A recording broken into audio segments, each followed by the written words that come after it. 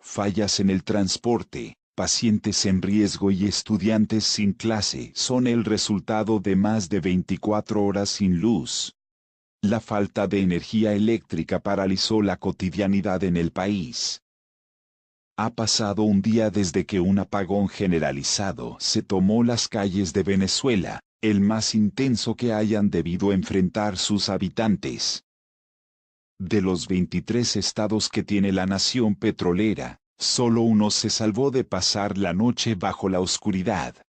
Desde las 4:50 de la tarde de este jueves, los venezolanos tuvieron que acudir a las linternas de sus celulares para guiarse en el camino de vuelta a sus casas. Aunque en este momento los estados de Miranda, Vargas, Anzoátegui y Bolívar ya reportan que el servicio de energía eléctrica ha regresado. Lo cierto es que en Twitter se siguen conociendo qué padecimientos sufrieron de los habitantes.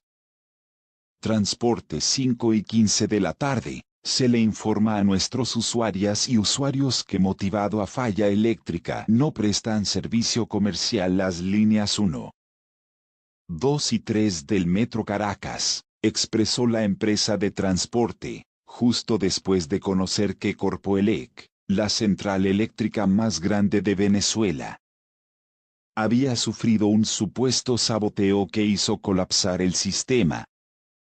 A partir de ese momento, los caraqueños tuvieron que caminar por varias horas ante la imposibilidad de hallar un vehículo que los llevara a su destino. El recorrido de estas personas solo era iluminado por los carros particulares que pasaban en el lugar y encendían las luces para visualizar la vía. Otros, en cambio, desistieron de esa opción y buscaron refugio en las estaciones del metro para pasar la noche y así, evitar el peligro de andar a ciegas. En contexto, Venezuela a oscuras, más de la mitad de los estados se quedaron sin energía. Esta imagen fue tomada en La Rinconada. La línea 3 del metro, donde más de 30 personas durmieron contra las registradoras a la espera que el servicio se reactivara. Sin embargo, a las 10 de la mañana la situación continuó siendo la misma y los pocos buses que llegaban a prestar el servicio estaban atestados de aquellos que intentaban desplazarse hacia sus casas, donde se comprueba que el transporte público excedía su capacidad ante la demanda de pasajeros. El portal Caraota Digital mostró como imágenes a las 11:30 de la mañana. Incluso, en esta foto se ve como a un niño lo pasan por la ventana del colectivo para que lo lleven. No solo el transporte terrestre sufrió afectaciones, el Aeropuerto Internacional Simón Bolívar en Maiquetía, que sirve a Caracas, detuvo sus operaciones debido a que la iluminación en la pista de aterrizaje era casi nula. Así lo registró este usuario. Empresas como American Airlines y Air Europa suspendieron los vuelos de acuerdo con la información suministrada por medios locales y aunque la terminal aérea envió un mensaje en Twitter anunciando que contaban con una planta de emergencia de 2000 kV. Avior, por ejemplo, optó por hacer el chequeo y la revisión de maletas de forma manual, proceso que retrasó considerablemente los vuelos. La versión de que la operación se realizó normalmente es cuestionable. El aeropuerto de Maiquetía activa plan de contingencia para mantener las operaciones aéreas en vuelos de llegada y salida nacionales e internacionales. En Revolución el pueblo es primero, declaró la terminal en un mensaje. Salud. Los servicios médicos venezolanos ejercieron su labor con las uñas. Las precarias condiciones para atender a los pacientes son tan extremas que los fallecimientos, aún sin contabilizarse, pueden haber superado los registros en enero de este año. En esa ocasión el Hospital Universitario de Caracas reportó 2 muertes en la sala de emergencia por no recibir atención a tiempo cuando de nuevo, los hospitales se quedaron sin el suministro de energía.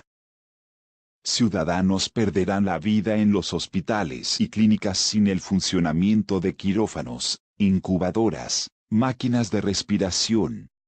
Sin electricidad es sinónimo de muerte.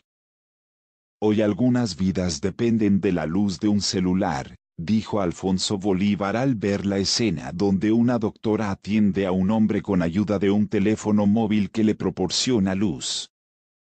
Los pacientes renales también están en alto riesgo de presentar complicaciones por no recibir la diálisis que necesitan.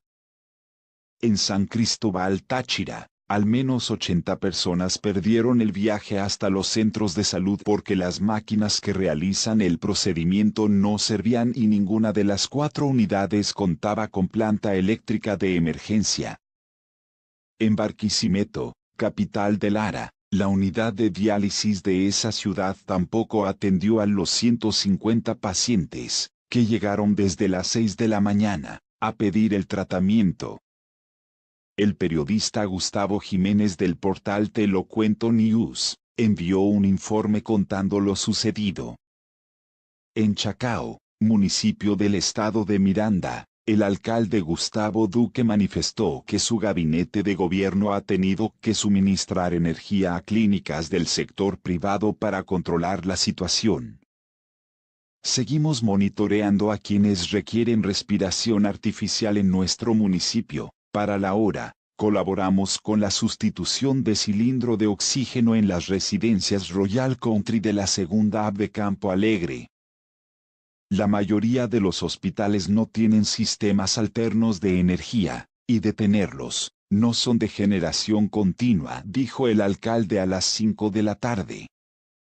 Se reportó la muerte de una señora en redes sociales durante el apagón, pero se ha podido ubicar a los familiares, contó el periodista Lenin Daniel Semana. El sector de Altamira en Chacao ya recuperó la electricidad según los últimos reportes de la Dirección de Gestión de Seguridad en el municipio. Aunque se conoció que varias personas permanecieron atrapadas en los ascensores durante la mañana, cuando el servicio llegó de forma intermitente. Educación ante la imposibilidad de dar una respuesta rápida al problema energético. El oficialismo declaró la suspensión de las actividades durante este viernes.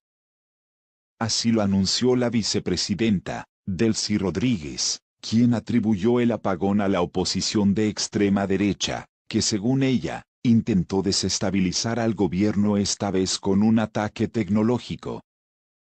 Nicolás Maduro ha suspendido las clases y jornadas laborales el día de hoy, en aras de facilitar los trabajos y esfuerzos para la recuperación del servicio eléctrico en el país. Víctima de la guerra eléctrica imperial. Unidos los venezolanos venceremos. Los golpistas no pasarán, señaló Rodríguez. Mas este episodio solo acrecenta la crisis educativa que viven los niños y niñas del país y particularmente de la frontera.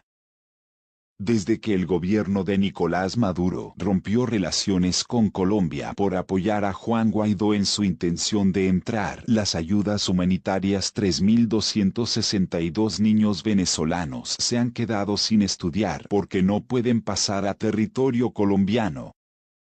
Al menos es la cifra estimada que dio el gobernador de Norte de Santander, William Villamizar, este jueves, cuando evaluó la situación escolar de los pequeños. El apagón solo fue otro motivo para perpetuar la ausencia al aula de clase. De acuerdo con la encuesta en COVID 2018, solo la mitad de los estudiantes matriculados en el sistema educativo asisten regularmente a clase, ya que el 15% manifiesta que no hay electricidad en sus hogares o instituciones para realizar las jornadas con normalidad. Inconsistencias sobre las causas. El ministro de Energía, Moto Domínguez, aseguró que la central hidroeléctrica Simón Bolívar fue atacada para iniciar una guerra propiciada por Estados Unidos. Hemos sido objeto de la guerra eléctrica. Ellos no van a lograr apagarnos el país, expresó en una entrevista. Esta vez nos atacaron la parte de emisión y transmisión en el estado de Bolívar. Pero esta versión fue desmentida por los mismos trabajadores de Corpolec, la corporación energética del país que está a cargo de la central. Según Damaris Cervantes, vocera del grupo, los mantenimientos en la parte de transmisión y de generación se están ejecutando en un 50% porque no hay insumos. Tenemos una problemática de infraestructura dentro de la empresa, las instalaciones están abandonadas, en condiciones pésimas. Hay muchas áreas que han sido desalojadas porque con la mirada cómplice de la Guardia Nacional, han permitido que el vandalismo se apodere de las instalaciones, dijo al canal estatal VPTV. Uno de los últimos en pronunciarse sobre el caso fue Elliot Abrams, consejero de Relaciones Exteriores de Estados Unidos, quien se refirió a las acusaciones que hizo el gabinete de Maduro contra su país. No acepto el argumento de que de las causas de los problemas económicos en Venezuela son nuestras sanciones. La situación actual es consecuencia de años de corrupción e ineptitud de este régimen.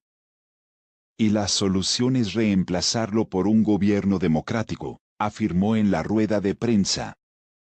Al caer la tarde, los venezolanos siguen reportando que la electricidad no llega a todo el territorio nacional y Juan Guaidó asegura que son 79 los muertos por las fallas eléctricas.